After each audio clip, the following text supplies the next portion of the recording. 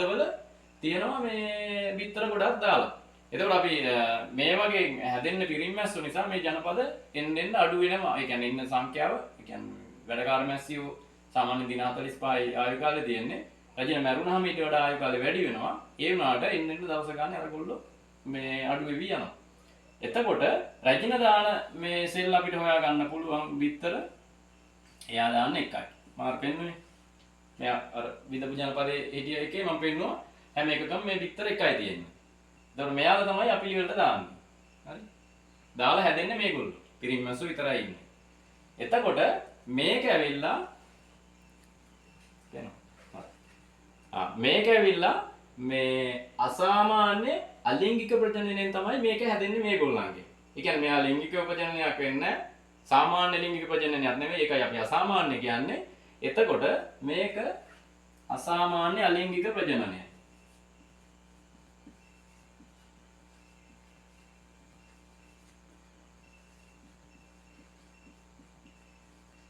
අසාමාන්‍ය අලිංගික ප්‍රජනනය.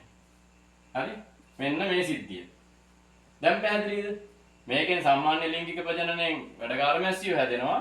අර පිරිමි මැස්සෝ හදන විදිය ඇහුවට පස්සේ මෙන්න මේ විදිහට එකක් මේ ක්‍රම දෙකක් තියෙනවා. අනිත් ක්‍රමයට මම ඊළඟට එන්නම්.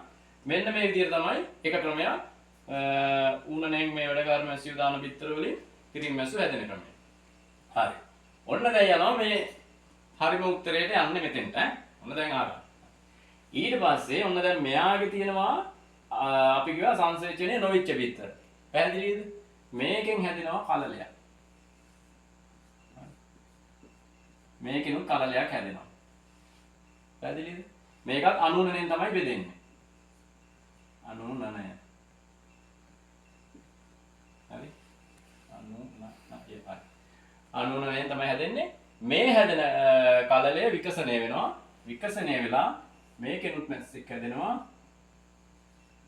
විකසනය වෙලා මේකෙනුත් මැස්සෙක් හැදෙනවා. අර විදියට පිරිමි මැස්සෝ. මෙන්න මෙයා හැදෙනවා මේකෙනුත්. හරි? එතකොට මෙයාලත් පිරිමි මැස්සෝ හදන්න පුළුවන්. හැබැයි රජින නැති ජනපදයක මෙයා රජින ජීවත් වෙලා ඉද්දි හදන්න පුළුවන්. අර විදියට පිරිමි මැස්සෝ. මෙන්න මේ ක්‍රියාවලිය. මෙන්න මේ ක්‍රියාවලිය මෙතෙන් දෙනකම් මේ අසංසේචිත ඩිම්බ වලින් හැදෙන ඒවාට අපි කියනවා ලස්සන නමක්.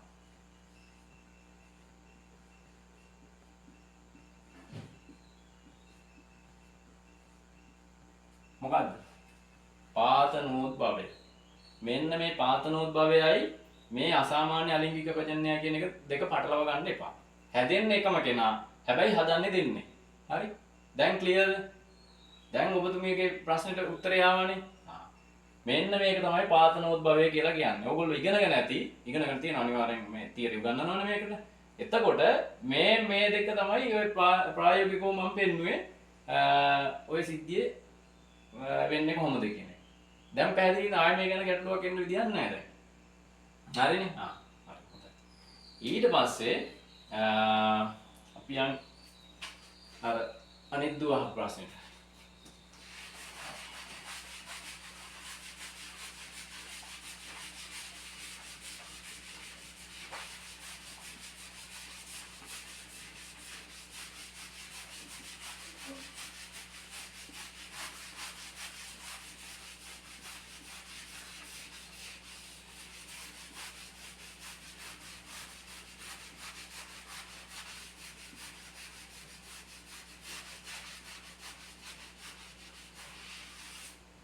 හරි.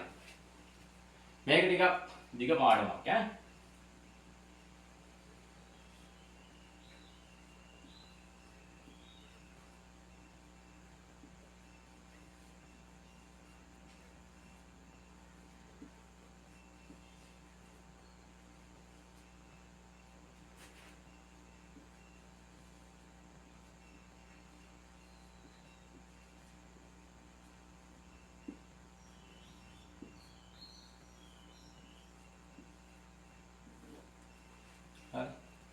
දැන් අර දුවහුවනේ මේක බෝ කරගන්නේ කොහොමද කියලා.